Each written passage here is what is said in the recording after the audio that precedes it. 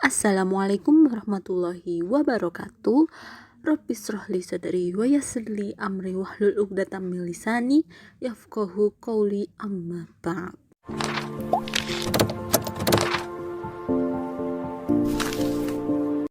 Allah memberikan waktu 24 jam yang sama kepada kita semua.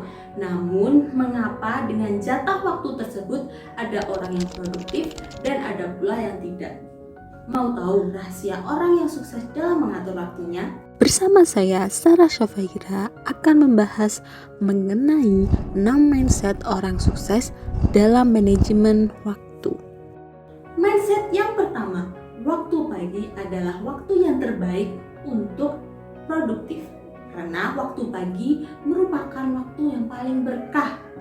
Nabi Muhammad pernah berdoa kepada Allah yang berbunyi, Allahumma barik li ummati fi bukuriha, yang artinya, ya Allah, berilah keberkahan bagi umatku di pagi harinya. Hadis riwayat Abu Daud.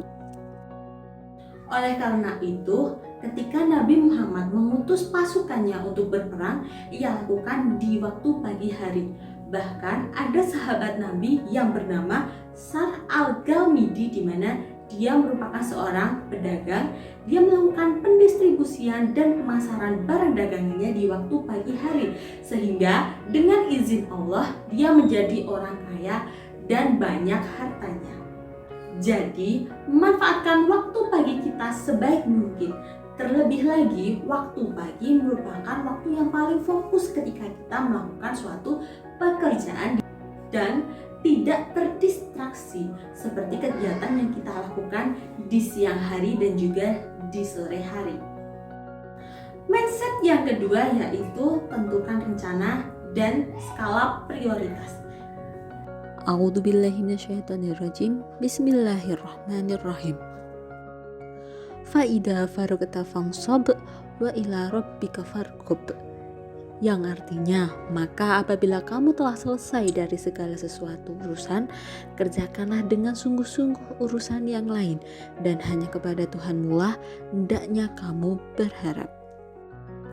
Jadi, sebagai seorang muslim, hendaklah kita memiliki suatu rencana dan juga target tujuan.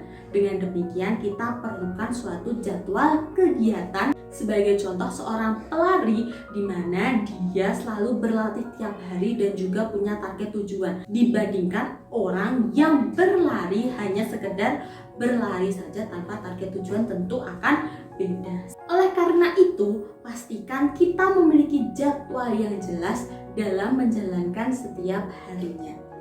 Mindset yang ketiga yaitu bersegera dan jangan menunda-nunda. Menunda-nunda suatu pekerjaan yang baik maka akan menjadi kebiasaan yang buruk, sehingga ketika kita ada pekerjaan ya sudah kita kerjakan. Jangan kita kerjakan mendekati deadline, karena itu menjadi suatu kebiasaan buruk. Dari yang mereka deadline tersebut maka hasilnya pun kita harus puas, hasilnya kurang maksimal. Dengan demikian, menunda hal baik sama dengan kebiasaan yang buruk. Mindset yang keempat yaitu jauhi perkara-perkara yang sia-sia karena waktumu sangat berharga. Waktu yang kita miliki jika kita tidak diisi dengan suatu kebiasaan yang baik, maka kita akan terbiasa dengan hal-hal yang buruk. Setiap kali kita memiliki waktu luang, maka kita isi dengan hal-hal yang positif seperti berolahraga, beribadah, atau belajar bahasa asing, atau bersilaturahmi. Nah, kalau perbuatan sia-sia saja kita harus hindari, apalagi dengan maksiat, karena maksiat itu sangat tidak bermanfaat bagi kehidupan kita. Ketika kita telah melakukan suatu kemaksiatan, maka badan kita akan menjadi malas, badannya jadi lemas, dan juga tertutupnya pintu rezeki dari Allah Subhanahu wa Ta'ala. Mindset yang kelima yaitu manfaatkan kesempatan walaupun sesempit apapun. Kesempatan itu terbatas dan waktu tidak akan terulang kembali. Sebagai seseorang yang berakal, mempunyai akal, maka dia tidak akan menyia-nyiakan suatu kesempatan apapun itu. Karena kita tidak tahu kesempatan yang kita hadapi untuk menuju kesuksesan itu terletak di pintu yang mana. Mindset yang keenam yaitu keberkahan waktu hanya bersumber dari Allah Subhanahu wa Ta'ala. Allah berfirman dalam Quran surah Al-Imran ayat 26 yang artinya, katakanlah wahai Tuhan yang mempunyai kerajaan, Engkau berikan kerajaan kepada orang yang Engkau kehendaki, dan Engkau cabut kerajaan dari orang yang Engkau kehendaki. Engkau muliakan orang yang Engkau kehendaki, dan Engkau hinakan orang yang Engkau kehendaki. Di tangan Engkaulah segala kebajikan, sesungguhnya Engkau maha kuasa atas segala sesuatu. Jadi ketika kita yakin dan beriman terhadap ayat Allah tersebut, maka sudah sepatutnya kita hanya meminta pertolongan kepada Allah agar diberkahi setiap waktu dan juga setiap amalan yang kita lakukan, karena Allah maha berkuasa dalam segala sesuatu.